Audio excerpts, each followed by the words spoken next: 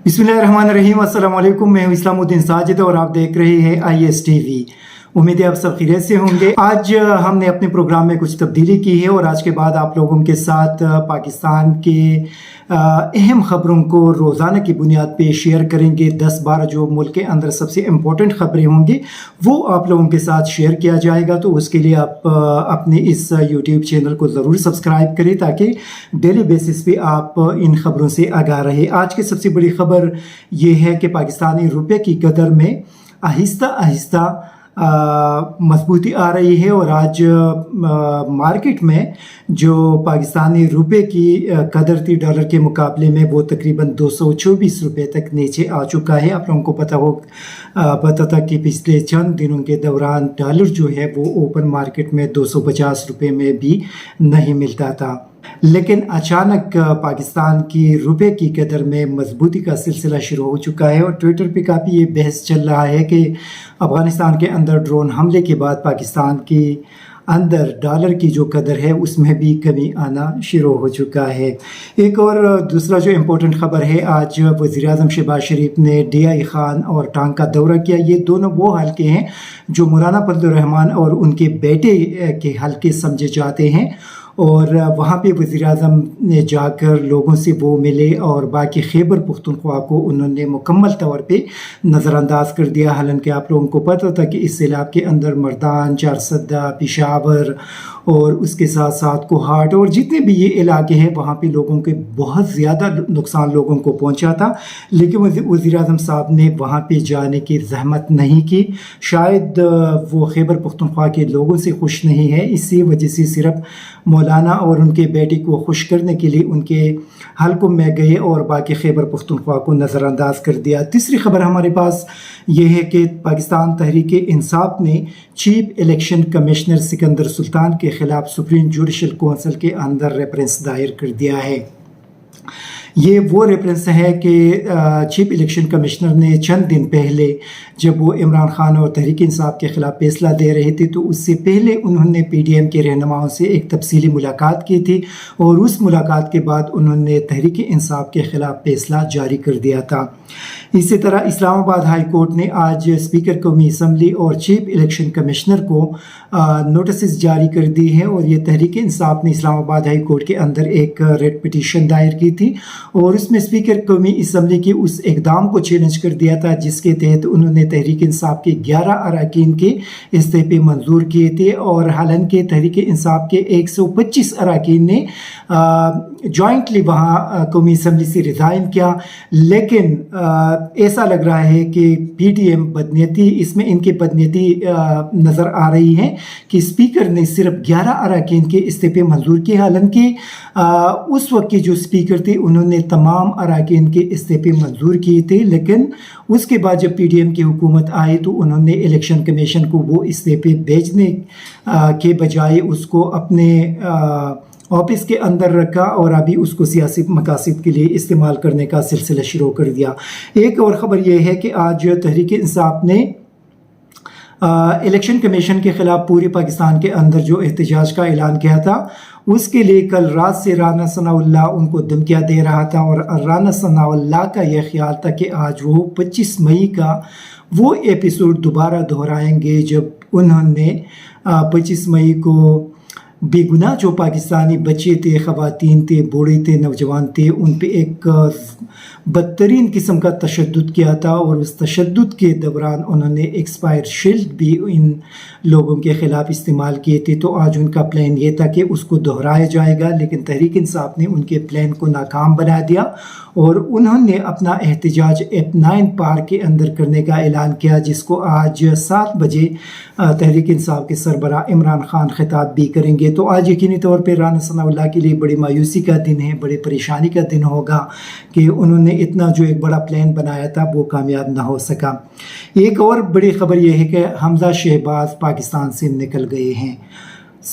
जो शहबाज शरीफ साहब के बेटे हैं और पंजाब के वज़ीर आला थे, حمزہ شہباز لندن چلے گئے ہیں اور وہ پاکستان سے نکل گئے ہیں، اگرچہ ان کے پارٹی کا کہنا ہے کہ وہ وہاں پہ اپنے چچا سے ملاقات اور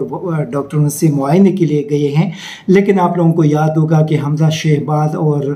شہباز شریف دونوں کے خلاف 16 ارب روپے کی منی لانڈرنگ کا کیس FIA کے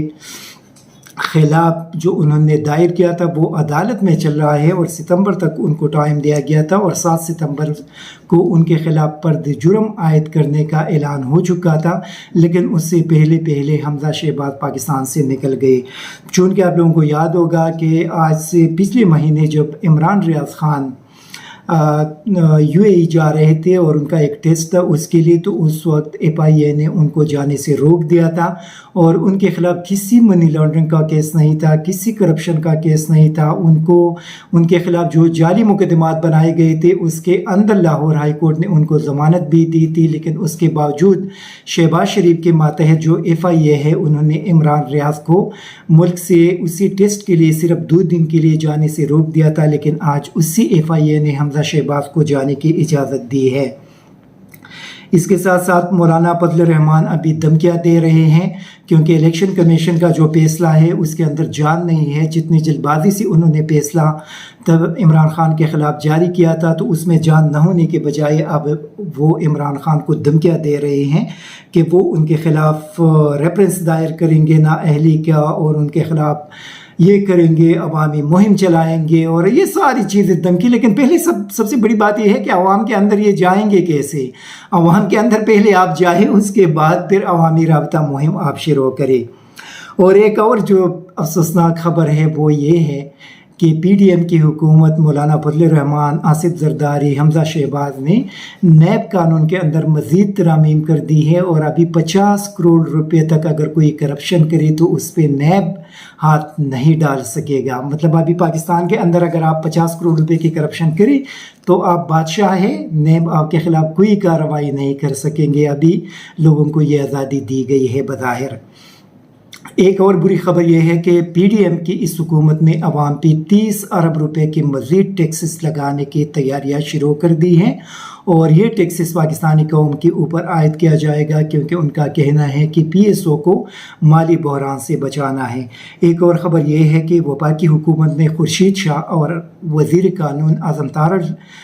کے سربراہی میں 2 کمیٹیاں قائم کی ہیں، اور ان کو یہ ٹاسک دیا ہے کہ وہ رپورٹ پیش کرے کہ کس طرح مرکزی حکومت عمران خان اور تحریک انصاف کے خلاف عدالت جائے اور وہاں پہ ان کے خلاف کیس کرے، اور ساتھ ساتھ خورشید شاہ کو یہ ٹاسک دیا ہے کہ وہ ہمیں ایڈوائز کرے کہ ہم کس طرح عوامی رابطہ مہم شروع کر سکتے ہیں۔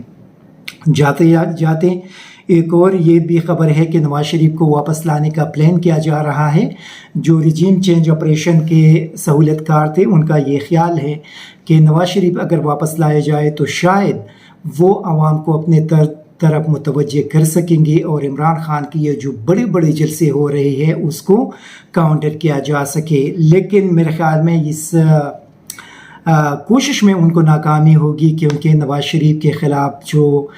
بڑے بڑے الزامات ہیں، اور ابھی اسامہ بن لادن سے 1 ارب 50 کروڑ روپے کا ایک اور الزام سامنے آیا ہے، اور اس میں عینی شاہدین بھی سامنے آ گئے ہیں۔ تو نواز شریف صاحب کو سب سے پہلے اس کا حساب پاکستانی قوم کو دینا پڑے گا کہ انہوں نے اسامہ بن لادن سے 1 ارب 50 کروڑ روپے کس مقصد کے لیے لیے تھے، اور پھر وہ کہاں پہ استعمال ہوئے۔ ایک اور خبر یہ ہے کہ افغانستان کے اندر القاعدہ کے سربراہ ایمن الظواہری کے خلاف جو ڈرون اٹیک ہوا تھا، اس میں آج ڈان کی خبر ہے کہ وہ ڈرون اٹیک کرغزستان کے ایک بیس سے وہاں سے کرایا گیا تھا، لیکن ابھی تک اس حوالے سے کوئی مصدقہ اطلاعات موجود نہیں ہے کہ واقعی وہاں سے یہ ڈرون اٹیک کیا گیا تھا، کیونکہ وہاں پہ روس ہے، اور روس نے پہلے بھی امریکہ کی یہ کوشش ناکام بنا دی تھی کہ وہ وہاں پہ اپنے لیے بیسس کا بندوبست کر سکے۔ لیکن یہ بھی بتائی جا رہی ہے کہ تاجکستان کے اندر بھارت کا ایک بیس ہے، اور اسی بیس سے انہوں نے یہ ڈرون اٹیک کیا ہے، لیکن اس کے بھی کوئی مصدقہ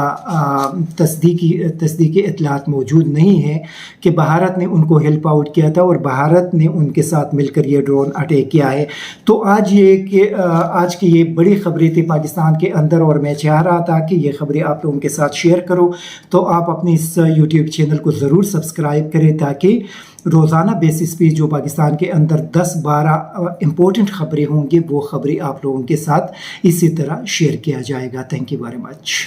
ISTV پاکستان کو سبسکرائب کریں اور بیل آئیکن کو دبائیں مزید ویڈیو اور اپڈیٹس کے لیے۔